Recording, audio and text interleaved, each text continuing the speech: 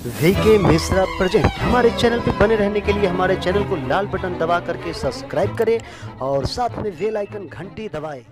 जय श्री राधे कृष्ण। आप सभी का हमारे YouTube चैनल पे बहुत बहुत स्वागत है।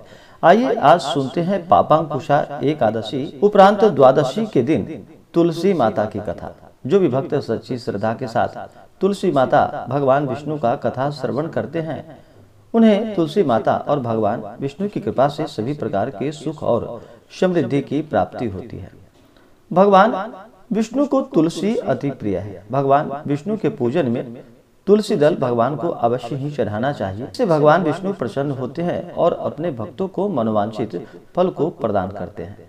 तुलसी माता की बहुत सारी पौराणिक कथाएं हैं, लेकिन एक कथा के अनुसार आज सुनेंगे कि किस प्रकार से भगवान विष्णु को तुलसी माता अति प्रिय है, इसलिए भगवान विष्णु को तुलसी पत्र चढ़ाया जाता है। तो आइए सुनते हैं तुलसी माता की कथा। तो बोलिए प्रेम से तुलसी माता की जय।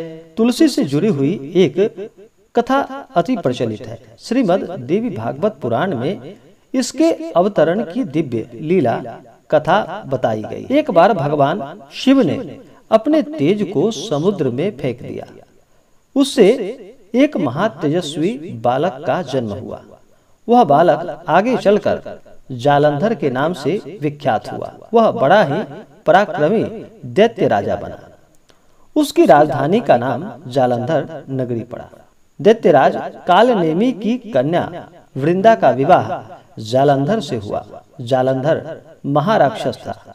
अपनी सत्ता के मद में चूर होकर उसने माता लक्ष्मी को पाने की कामना से युद्ध किया, परंतु समुद्र से ही उत्पन्न होने के कारण माता लक्ष्मी ने उसे अपने भाई के रूप में स्वीकार किया और फिर जालंधर वहां से पराजित होकर वह अब देवी पार्वती को पाने की लालसा से कैलाश पर्वत पर चल पड़ा और भगवान देवादिदेव महादेव का रूप धारण कर वह माता पार्वती के समीप पहुंच गया।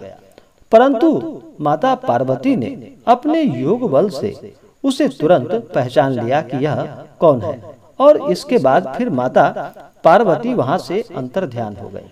माता पार्वती ने क्रुद्ध होकर यह सारा वृतांत भगवान विष्णु को कह सुनाया। जालंधर की पत्नी वृंदा अत्यंत ही पतिव्रता स्त्री थी।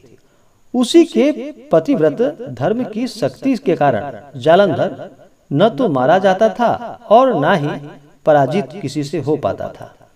इसलिए जालंधर का नाश करने के लिए वृंदा के पतिव्रत धर्म को भंग करना बहुत जरूरी था। इसी कारण भगवान विष्णु ऋषि का वेश धारण करके उस वन में पहुंच गए, जहाँ की वृंदा अकेली वहां पर भ्रमण कर रही थी। भगवान के साथ दो मायावी राक्षस भी थे, जिन्हें देखकर वृंदा भयभीत हो गई। ऋषि ने वृंदा के सामने पल में दोनों को भस्म कर दिया। उनकी शक्ति देखकर वृंदा ने कैलाश पर्वत पर महादेव के साथ युद्ध कर रहे अपने पति जालंधर के बारे में उस ऋषि रूपी भगवान विष्णु से पूछा। ऋषि ने अपने माया जाल से दो वानर प्रकट किए। एक वानर के हाथ में जालंधर का सिर था तथा दूसरे के हाथ में उसका धड़।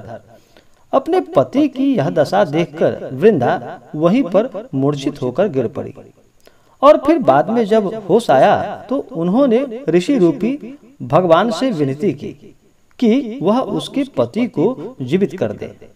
भगवान ने अपनी योग माया से पुनः जालंधर का सिर धड़ से जोड़ दिया, परंतु स्वयं भी वह उसी शरीर में प्रवेश कर गए। वृंदा को इस छल का जरा भी पता नहीं चल पाया और जालंधर बने भगवान के साथ वृंदा पतिव्रता का व्यवहार करने लगी, जिससे कि उसका सतीत्व भंग हो गया। ऐसा होते ही वृंदा का पति जालंधर युद्ध में हार गया। जब इस सारी लीला का वृंदा को पता चला तो उसने क्रुद्ध होकर भगवान विष्णु को शिला होने का श्राप दे दिया तथा स्वयं वहीं पर सती हो गई। जहाँ वृंदा भस्म हुई थी वहाँ तुलसी का पौधा उगा। भगवान विष्णु ने वृंदा से कहा कि हे वृंदा, हे देवी, तुम अपने सतीत्व के कारण मुझे लक्ष्मी से भी अधिक प्रिय हो गई हो।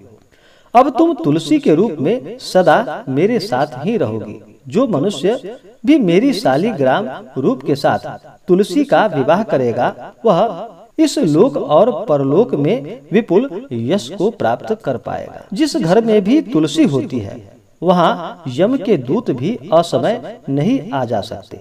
गंगा व नर्मदा के जल में स्नान तथा तुलसी का पूजन बराबर माना जाता है, चाहे मनुष्य कितना भी पापी क्यों न हो। मृत्यु के समय जिसके प्राण मंजरी रहित तुलसी और गंगा जल मुख में रखकर निकलता है, वह सभी पापों से मुक्त होकर और अंत में वैकुंठ धाम को प्राप्त होता है। और जो मनुष्य तुलसी व आमलों की छाया में अपने पितरों का श्राद्ध कर्म करता है, उसके पितर को भी मोक्ष की प्राप्ति होती है। और तुलसी की कथा सुनने से या तुलसी का पूजन करने से अनंत गुना पुण्य फलों की प्राप्ति होती है। इससे भगवान विष्णु का भी कृपा प्राप्त होता है। तो बोलिए प्रेम से भगवान विष्णु की जय, तुलसी माता की जय। तो आशा करता हूँ कि यह जानकारी आपको अच्छा लगा हो। ऐसे ही ज्ञानवर्धक जानकारियाँ प्राप्त करने के लिए हमारे इस चैनल को लाल बटन दबा करके सब्सक्राइब करें, साथ में बेल आइकन घंटी दबाएं ताकि मेरे वीडियो का नोटिफिकेशन आपके पास सबसे पहले पहुंचे। वीडियो को लाइक और अपने मित्रों तथा दोस्तों के साथ शेयर करें। सुखी रहें और स्वस्थ रहें। जय श्री राधे कृष्ण। धन्यवाद।